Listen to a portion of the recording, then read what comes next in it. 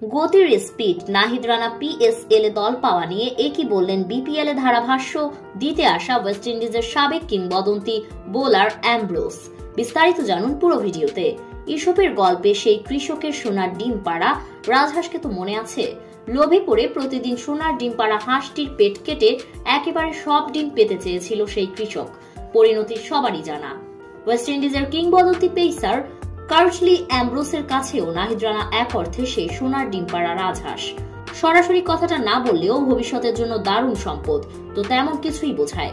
প্রশ্ন হলো, নাহিদকে নিয়ে কি লোভে পড়েছে বাংলাদেশ ক্রিকেট? উত্তর দেওয়ার সময় এখনো হয়তো আসেনি, তবে অ্যাম্ব্রোস কিন্তু এখনই সতর্ক করে দিলেন। রানার বয়স মাত্র 22 বছর, তার বোলিং এর গতিটাই সম্পদ।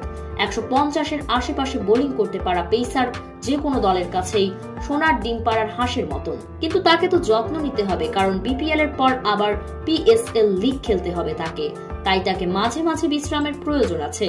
এমনটাই চোখে আঙ্গুল দিয়ে মনে করিয়ে দিলেন বাংলাদেশের ক্রিকেট বোর্ডকে।